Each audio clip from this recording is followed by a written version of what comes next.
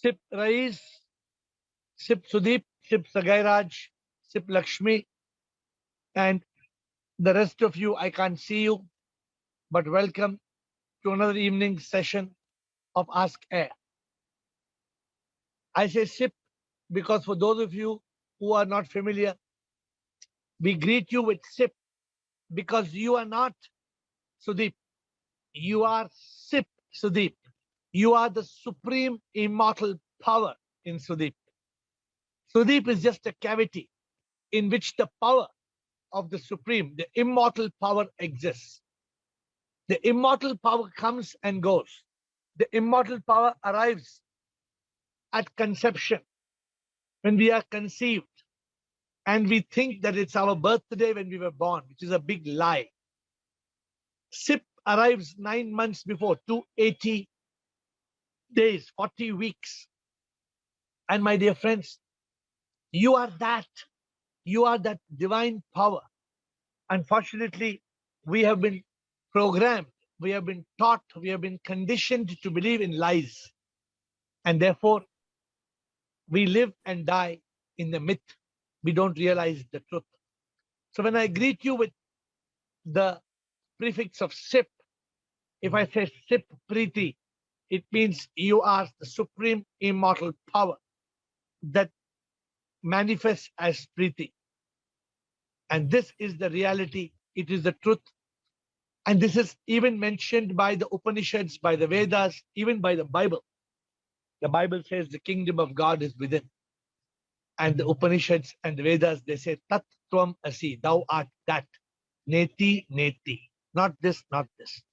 So my dear friends, with that greeting of SIP, because some of you may wonder what SIP is he talking about, some of you who are new. So I say SIP Hitkari.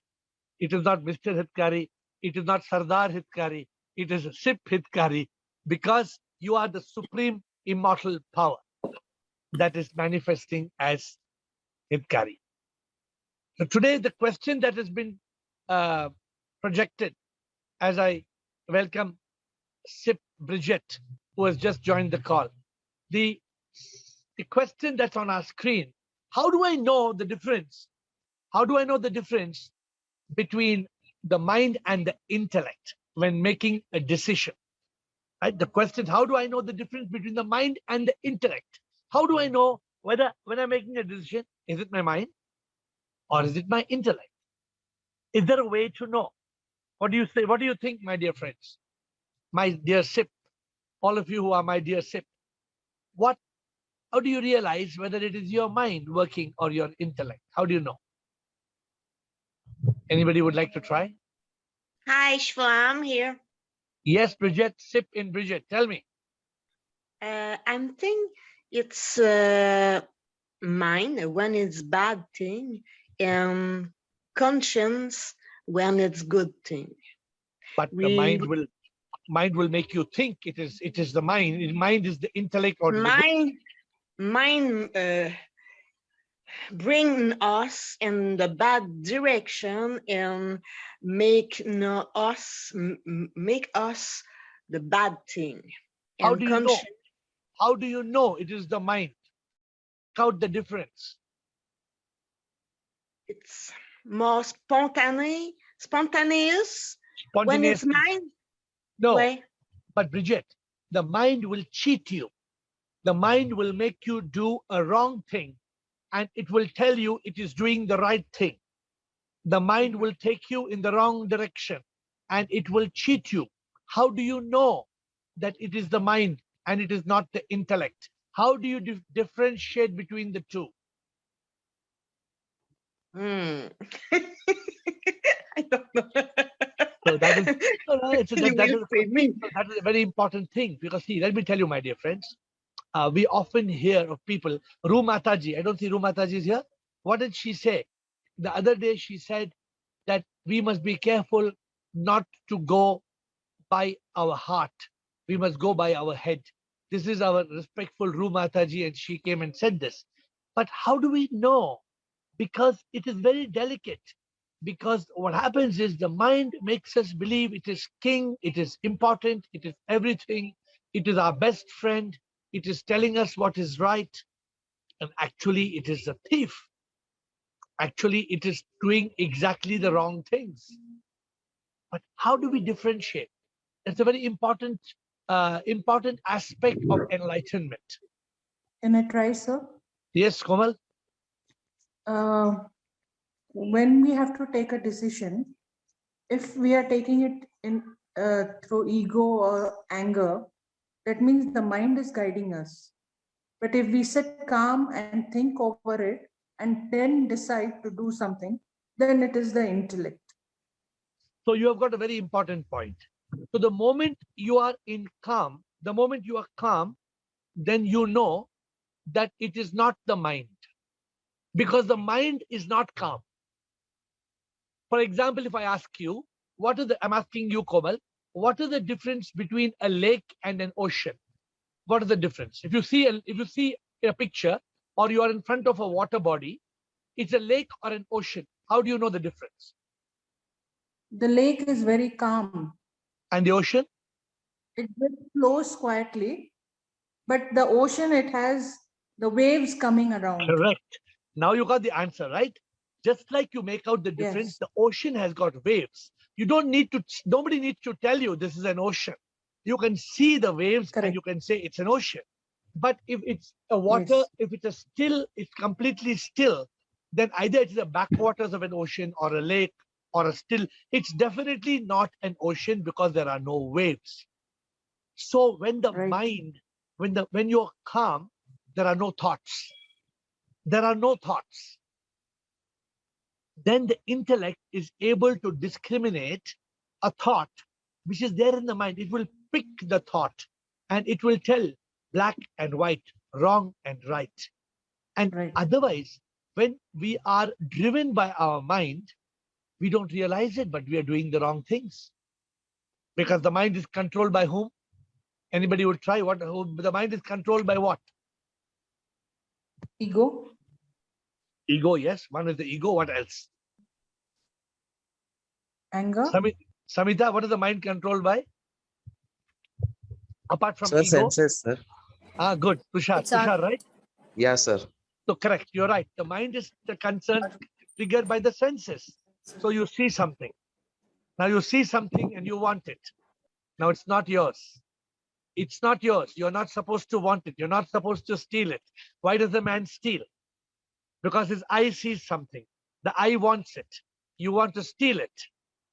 The mind says, take it. Nobody is seeing. The intellect says, no, it's not yours. Don't take it. The mind says, you will not get caught. There's no policeman. The intellect says, you will be penalized. Don't take it. It's a bad karma. Don't do it. How do you differentiate? And if you're wondering why I am pondering on this subject, I am pondering on this subject because if you want enlightenment, you cannot get enlightenment through the mind. You cannot get enlightenment through the mind. Therefore, you have to identify your intellect. And if you are a slave of the mind, like I was a slave of my mind for 40 years.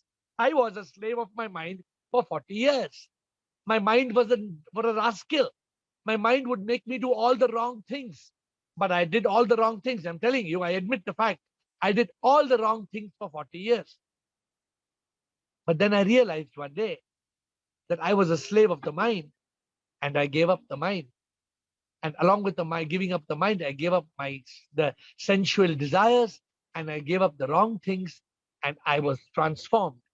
And that is only through the grace of the intellect.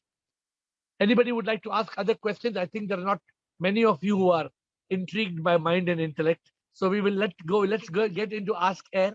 Let's open the discussion to any questions. But remember, today's discussion point is very important. If some of you are not yet clear about it, how do I know the difference between mind and intellect when making a decision? Now, remember this. When you make a decision which is emotional, you are sure to make a wrong decision. You must make a decision that is intellectual. A lot of people tell you, go by your heart, yaar. Go by your heart. Don't get carried away. Huh? Go by your heart means go by your impulse. Just go by what you feel.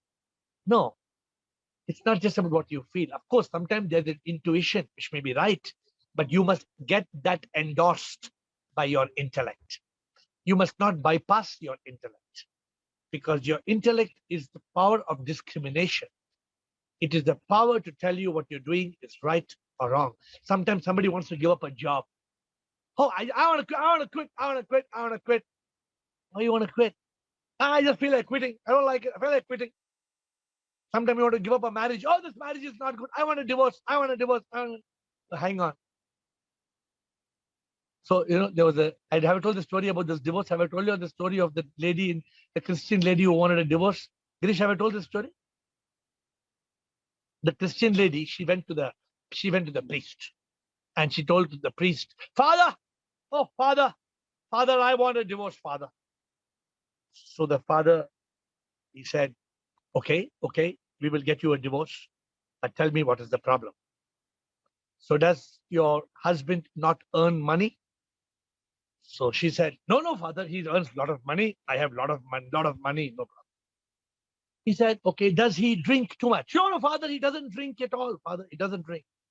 Does he smoke? Said, no, Father. Does he take weed? Oh, Father, how can you say that, Father? He doesn't take weed. Does he sleep with other women? No, Father, don't say like that. My husband is not like that. Does he beat you? No, Father, he never beats me. No.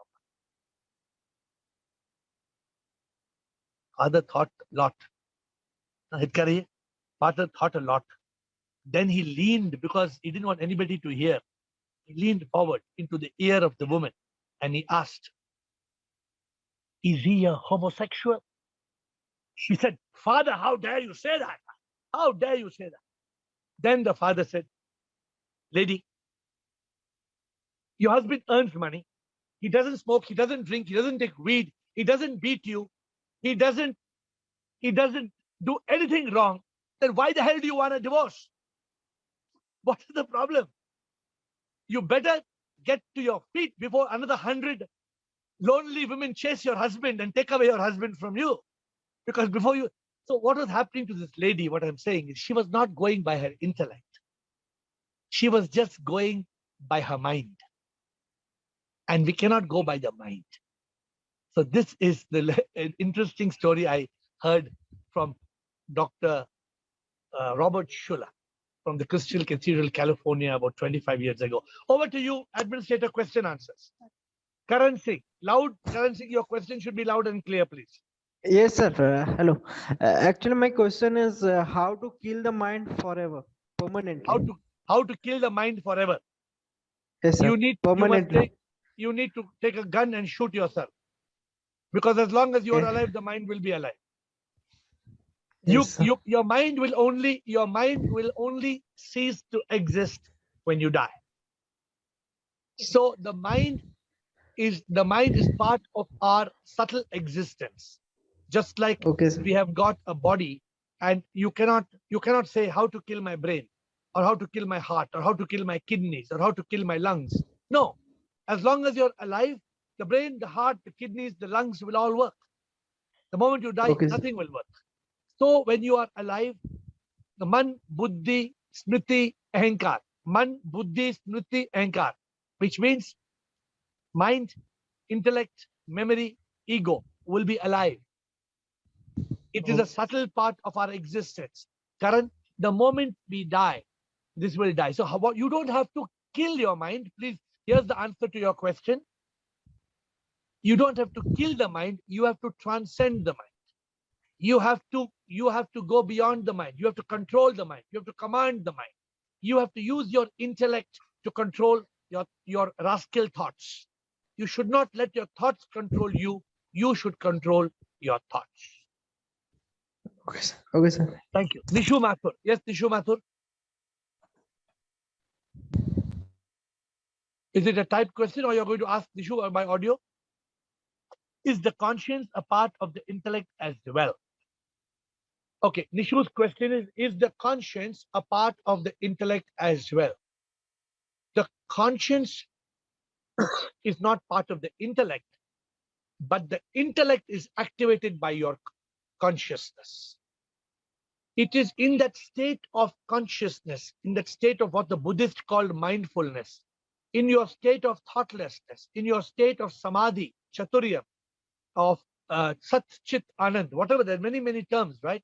In that state of consciousness, where the ocean becomes a pond, where the mind is calm and the intellect is awake, the intellect is activated in that state of consciousness. So consciousness doesn't come from the intellect, but the intellect comes alive when you are in that state of consciousness. I hope my answer is understandable, Nishu. Yes, continue. We have, Shubham here. yes, Shivam. Today in our group, in one of my groups, one girl had expired some months back. She left her body. Yeah. So today in the group, they kept saying, pray for her soul. And I know that we cannot pray for the soul. Soul is an supreme immortal power. Very good. One. So how do we explain to them? Like, it was so much confusion. Like, I know now what is soul, and it So is what- one. Do you, We have, are do you one. have do you have air balloons with you? No. So all of you must keep air balloon with you. If you don't have, please ask. We will send you in an envelope. Send your address. We will send you a packet of 10 balloons. Each of you must ask for 10 balloons. And when you have the balloon, then what happens is very easy to explain the meaning of the soul. Yeah. So Rekha, Yes. if I was you, from my purse, I would that is the last draw. If I was you, I would open my purse and take out the balloon from my purse, and I would blow the balloon. And I would blow the balloon, and I would show how when you let the air out of the balloon, the air in the balloon merges with the air that is everywhere. So does the soul. So this is what I do. So each of you must have these balloons.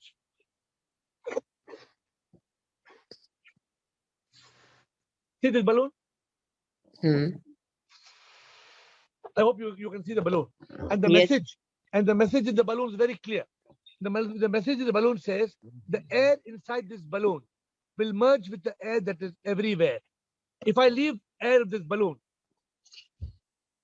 now can you bring back the air of this balloon? No. So this is what you need to explain. The soul is like the air in the balloon. The soul, if somebody died, in your group, that lady died.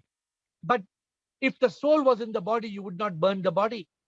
True. Because the person left, the soul left, you burn the body. So where did the person go? So try to make them understand. They will not understand, but the only way to Yes. explain it is to show the air in the balloon. In fact, you should try to take 2 balloons. So I always give 2. I give a blue balloon and a white balloon. So I always show 2 balloons. And I say, now I'm deflating these 2 balloons, blue balloon and white balloon. Now give me the blue air separately and the white air separately. Can you give Ashok Chotwani? Not Can you give possible. blue air separately, white air separately? So when 2 people die, if there was one man and one woman, 2 people die, the energy of the soul becomes one. It is not separate somewhere in the sky. But remember, Rekha, remember this. Is it so easy How much time you took to understand from me? How many years? Yeah, I took quite time. Some So time. how do you expect that your friends will understand you in one discussion? True. So there's a But book also. There's a The book thing called is, The because Soul. we all are, it is like our mind is conditioned this way. That is because why. we have been the- taught. So for example, Rekha, since you're touching a topic, let me share with you. The whole world says rest in peace. True. Just recently, that African leader died, Desmond Tutu. You saw let us lay him to peace. What you're going to lay him to peace? The man is gone. True. Those who are on this call will laugh. Who are you going to lay to peace? That man is already gone, going to be pieces. One, you put Yes, him in a coffin and you put him underground. And if you come and dig the coffin in 2 days, the termites and the ants and they will be crawling all over his flesh. There will be you dare not open the coffin. Nobody has the guts to open the coffin. True. Ashok Nichani, can you open the coffin of a dead person and see what is inside? You have the guts to open the coffin? No, no, Sarji. How can you open? Because it'll be half eaten. So Hmm. I think this is exactly, Rekha, the ability to use the intellect. So Yes. enlightenment is a subject that less than 1% of the world is seeking. True. And out of the 1% seeking, less than 1% realize the truth. Hmm. And out of that 1% realize the truth, less than 1% are actually liberated and united with God. Hmm. The rest of the people, if they get chole bhature, if they get chole bhature, they are very happy. And if they get idli dosa, means like in South India, they will dance. And if you are in Bombay, what is enough is one vada pav. Just one vada pav is enough. Nothing required. Hmm. If you are in Goa, of course, they will ask you for wine. They will say, so this is what the world wants. The world is so busy with these small, temporary, momentary pleasures that we She- don't experience the bliss, the ananda that comes from the realization of the truth. How do you reach that state of eternal bliss? Hmm. Why do we become miserable? Rekha, you are at least, I think you're far advanced. How close are you to enlightenment, Rekha? How much do you think you are enlightened? I just need that wow moment. And what is holding you back from that wow moment? I told you, but still, I'm working on that. Children. Okay. But And I'll that not is very, like, I'm not that I want them all the time near me, not that way.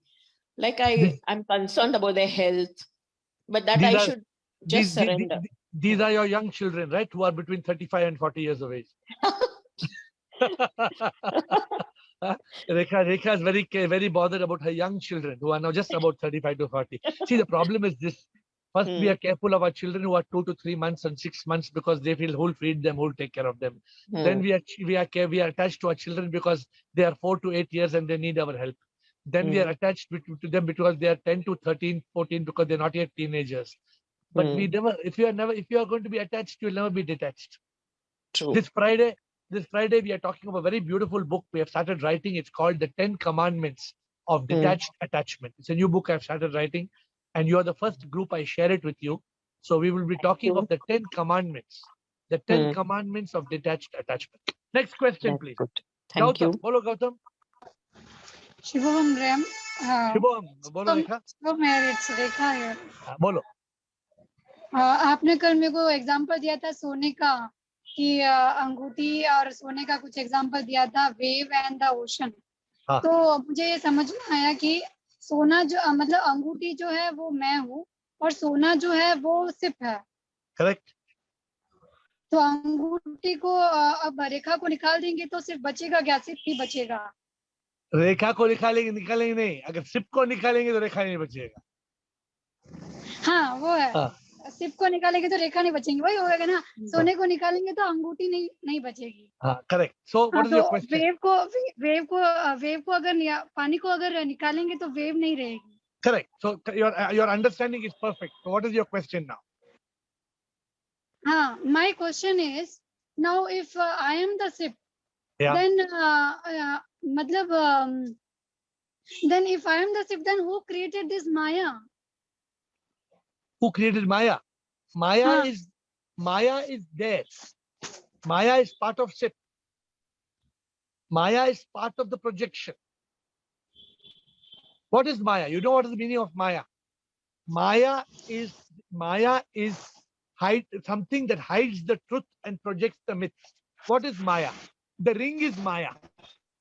Ring is Maya because you think it's a ring. Actually, it's only gold. Correct? You think it's a ring. What is causing that? Why are you seeing the ring? Why are you seeing the ring? Tell me, why are you seeing? When I show the ring, you'll say it's a ring. Now, why do you see the ring? Because now the ring is Maya because reality of the ring is gold. Correct. But 99% of the people in this world will not see the gold. They will only see the ring. Because we are conditioned. We are conditioned to be ignorant. We are all taught from the time like how you are taught your child. How old is your child? 12 years. Now, from the time she is 0 to 12, you are keeping on teaching her same thing. Ganapati Bappa Moria, Agle Baras tu Jaldi. So she will also learn the same things. And if you don't, And one more question here. And if I am I can't hear if you. I am Your the voice SIP is now, your voice is then cracking. मेरी माँ के कोख में मैं अपना आप ही now it's clear. Yeah, better. Please tell me. मेरी माँ के कोख में अगर मैं सिप हूँ तो मैं अपना आप ही बन गई क्या? I can't hear you. मेरी अभी आपने बोला कि आई एम द सिप. तो yes. अपने माँ के कोख में जब माँ हमें जन्म देती है, Yeah. उससे पहले हमारी बॉडी अपना आप ही फॉर्म हो जाती है क्या?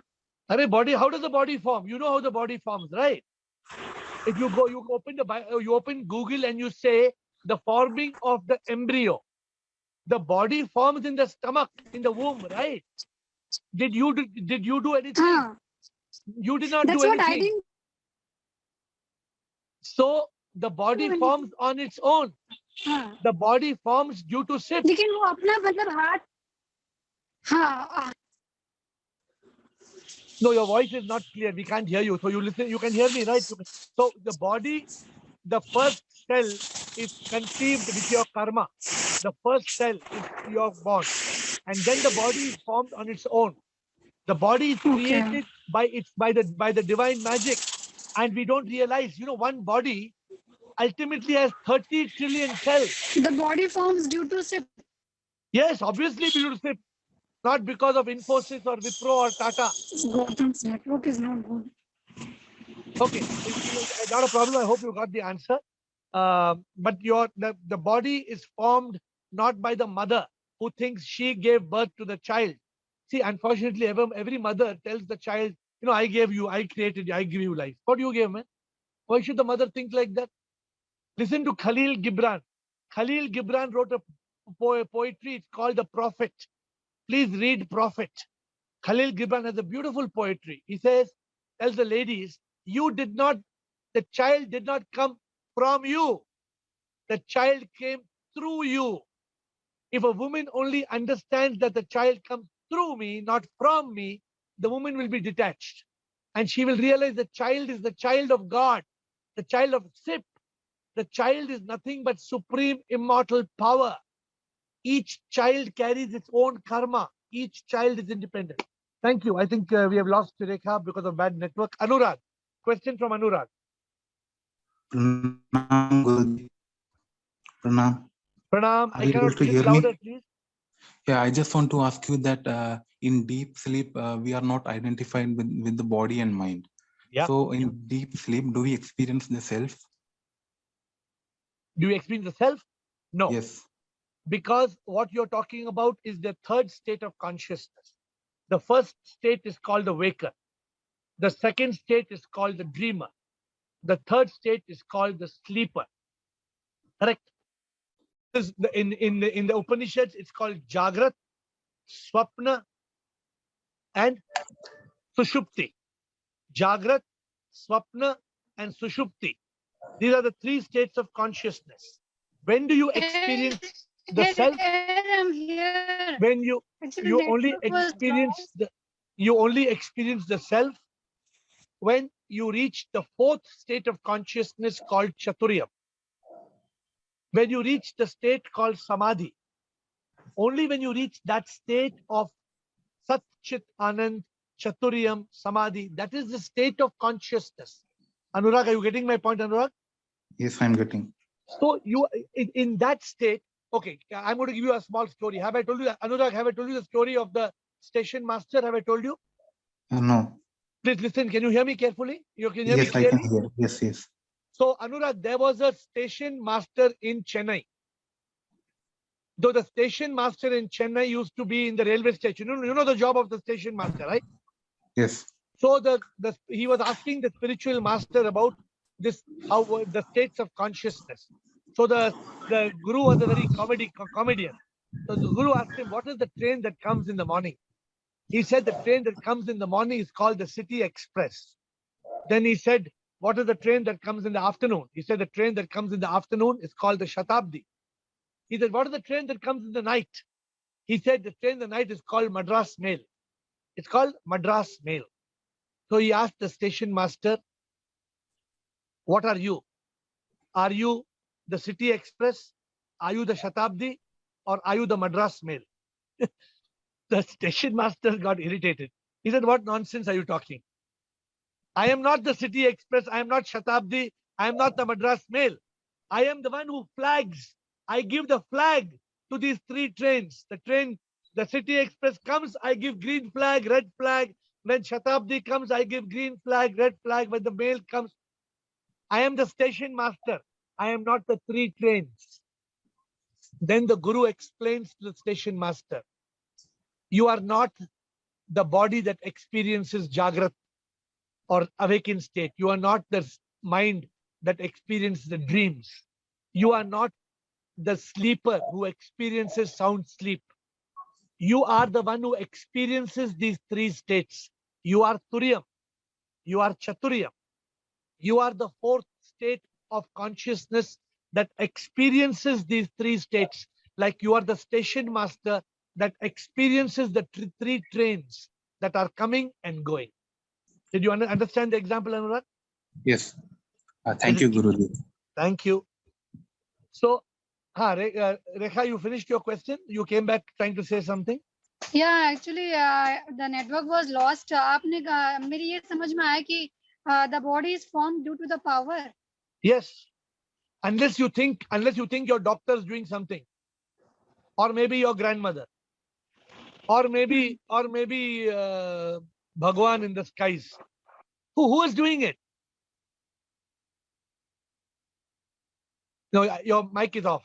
So your mic is off. So you are, so you're clear, right? It is all the work of Sip, the supreme immortal power. Okay. Okay, good. We have a question from And Jyotri. one more question here. One more question. Yes, bolo. Tell me. You say that we are the SIP. तो Yes. आप भजन गाते हो, आप जो भजन गाते हो, आप किसके लिए गाते हो फिर? किसके लिए गाता हूँ? अपने आप के लिए? हाँ, तो आप ही तो सिप हो ना, तो किसके लिए गाते हो? तो फिर अगर हम ऐसे सोचेंगे तो फिर हम क्या करें, जिंदगी कैसे जिएंगे? तो सिप के लिए ही गा रहे हैं ना. I am singing for sip. I am Then sip you are and I'm, singing for yourself. yeah. I am eating for sip. I'm eating for myself. I am living for sip. I am living for myself. So when right now your monkey mind is asking these questions, when your monkey mind is still, you will realize you will have aparoksh anubhuti. You will have the anubhuti of this experience. Try to still your mind. Try to spend time in silence. Try to spend time in consciousness. You will get the answer. I don't have to give answer. Answer will come to you from Sip. Spend time in contemplation. Spend time in silence. Try to be silent. Try to spend time quietly. Because you are not giving up the noise of the world, you are not able to hear the voice of Sip. If you want to hear Sip, if you want to hear the voice, give up the noise. Too much galata, too much noise, give up the noise. You will hear the voice. I will try this here. I will try this surely. Okay. Okay, we have got a question from Jyotri. Jyotri says, mind and ego come back to this world to suffer. So the question is, who gets unified with Sip, mind and ego, or the self and soul? Jyotri, this is the ultimate question of enlightenment. Once you understand this, then you are enlightened. So I don't know whether you will understand the answer, because this answer has to be realized. But I will attempt to explain to you. If anybody understands this question and this answer, then today you have attained moksha. So if you want, Ashok Nichani, pay attention. This question, if you understand the question and the answer, all Yes, of you in this call, if you understand this question and answer, then you are liberated.